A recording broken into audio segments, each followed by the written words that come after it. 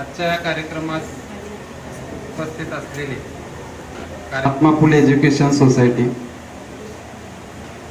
आजचे प्रमुख पाहुणे श्री मकरंद काटे, मार्केटिंग एक्झिक्युटिव्ह, फडके प्रकाशन, शैलेंद्र कदम, शालेय समिती अध्यक्ष, प्राथमिक विभाग, मुख्याध्यापिका सायली गरत मॅडम, आयोजक म्हणून गाडगे सर, शालेय समिती अध्यक्ष माध्यमिक, थोरात सर मुख्याध्यापक माध्यमिक विभाग, त्याच पद्धतीनं या ठिकाणी उपस्थित असलेले सर्व शिक्षक वर्ग, विद्यार्थी आणि संस्थेचे इतर मान्यवर मंडळी, विज्ञान प्रदर्शन आणि आनंदी सोहळा या कार्यक्रमानिमित्त आपण या ठिकाणी सर्वजण जमलेलो आहोत. गाडगे सरांनी माझा परिचय करून दिलेला आहे. या संस्थेचा आणि माझा परिचय हा किंवा ऋणानुबंध तसे खूप जुनी आहेत. कारण 1998 साली, कारण हे मला सांगणं अत्यावश्यक वाटतंय की 1998 साली ज्यावेळेला मी मुख्याध्यापक पद घेण्यास इच्छुक होतो, त्यावेळेला मी प्रथम देवकर सरांना येऊन भेटलो आणि त्यांना मी विचारलं की काय करू. तेव्हा त्यांनी मला उत्कृष्ट मार्गदर्शन केलं आणि त्यांनी एकाच वाक्यात मला त्यावेळेला सांगितलेलं की सर, तुम्ही आता पहिलीचे विद्यार्थी आहात आणि तुम्ही 10वीची परीक्षा द्यायला चाललेला आहात. म्हणजे यावरूनच माझ्या लक्षात आलं की मुख्याध्यापक पद ही एक काटेरी खुर्ची असते. वरून संस्था पदाधिकारी असतात, त्याच्यानंतर शिक्षक वर्ग आणि याच्यामध्ये मुख्याध्यापक हे काम करत असतात. पण ज्या ज्या वेळेला गरज लागली त्या त्या वेळेला मला सरांनी खूप मार्गदर्शन केलं. माझी शाळा त्यावेळेला अनधिकृत होती. त्यावेळेला मलाही कळत नव्हतं की अधिकृत म्हणजे काय, अनधिकृत म्हणजे काय, शाळेची मान्यता काय असते. पण देवकर सरांनी मात्र त्यावेळेला मला या सर्व गोष्टी व्यवस्थित समजावून सांगितल्या. 10वीचे जे अनधिकृत विद्यार्थी होते ते बसवण्यासही त्यांनी या शाळेतून परवानगी दिली. त्यावेळेलाही खूप मोलाचं सहकार्य होतं, कारण त्यावेळेची परिस्थिती खूप बिकट होती आणि अशा बिकट परिस्थितीमध्ये त्यांनी मला मार्गदर्शन केलं आणि त्यांचाच आदर्श घेऊन मी आतापर्यंत वाटचाल ही करीत आहोत. विज्ञान प्रदर्शन आणि आनंद मेळावा याचा उद्घाटन सोहळा पार पडलेला आहे असं मी आता या ठिकाणी जाहीर करतोय. विज्ञान प्रदर्शनामध्ये सरांनी सांगितलं की जवळजवळ 160 विद्यार्थ्यांनी हे प्रकल्प तयार केलेले आहेत.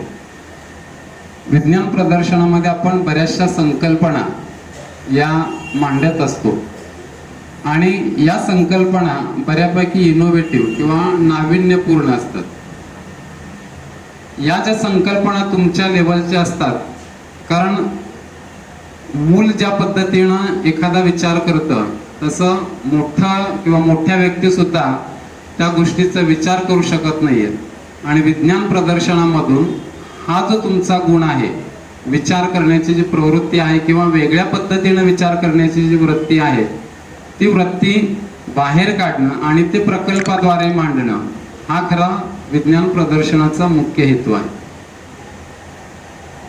समाजामध्ये बऱ्याचशा समस्या असतात आणि त्या समस्याचं सोल्युशन हे सुद्धा तुमच्याच डोक्यातून येतं.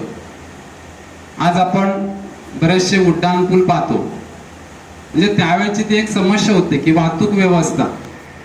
मग या वाहतूक व्यवस्था हा विषय तुम्हाला दिल्यानंतर तुम्ही ज्या वेळेला इनोव्हेटिव्ह विचार केला की आपण रस्त्याने जातोय, त्याच्यापेक्षा अजून त्याच्यावरती एखादा रस्ता तयार केला तर, म्हणजे ही इनोव्हेटिव्ह कल्पना जी आहे ती तुमच्या डोक्यातील आहे आणि त्याच्यानंतर मग त्याची अंमलबजावणी होत होत आता आपण जे काय गोष्टी पाहतोय ह्या गोष्टी हे तुमच्या सुपीक डोक्यातूनच आलेल्या आहेत.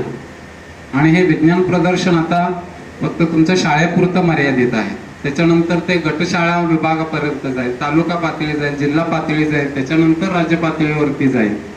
आणि असे जे काही नाविन्यपूर्ण विषय असतात हे राज्य पातळीपर्यंत, त्याच्यानंतर देश पातळीवरती सुद्धा जातात.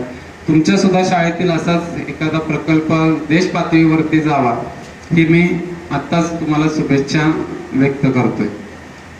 आनंद मेळावा हा सुद्धा एक तुमचा एक चांगला उपक्रम आहे. आनंद मेळाव्यामध्ये मुलांना आनंद मिळावा असेच उपक्रम असतात, ते म्हणजे खाद्य संस्कृती. आपली जी खाद्य संस्कृती आहे ती खाद्य संस्कृती जपणं खूप आवश्यक आहे. कारण आज जे काही ज्येष्ठ नागरिक आहेत ते तंदुरुस्त आहेत, पण आपण मात्र कुठल्या तरी एखाद्या आजाराने पछाडलेले आहोत. आणि ही वस्तुस्थिती आहे, ही वस्तुस्थिती आपणाला नाकारता येत नाहीये.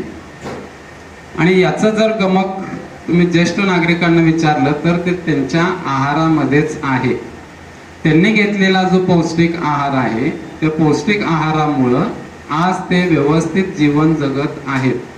पण आत्ताची जी पिढी आहे त्या आत्ताच्या पिढीचं जर आपण पाहिलं तर लहान शिशू मोठा शिशू मध्ये आहे तोपर्यंतच डोळ्याला चष्मा लागलेला असतो. म्हणजे हा त्या मुलाचा दोष नाहीये, हा दोष कोणाचा आहे हे आपण लक्षात घेऊ शकतो. तर आहार जो आहे तो आहार आपला संतुलित असणं आवश्यक आहे आणि तेच आपल्याला या आनंद मेळाव्यामधून पाहायला मिळेल. आपण सर्वांनी या कार्यक्रमामध्ये विज्ञान प्रदर्शन आणि आनंद मेळावा यामध्ये सहभाग घेतलेला आहे, त्याच्यामुळे आपल्या सर्वांचं कौतुक आहे. आजच्या या कार्यक्रमासाठी मला या ठिकाणी प्रमुख पाहुणे बोलवले म्हणून या संस्थेचे पदाधिकारी यांचाही मी आभार मानतो आणि मी माझे 2 शब्द संपवतो. जय हिंद.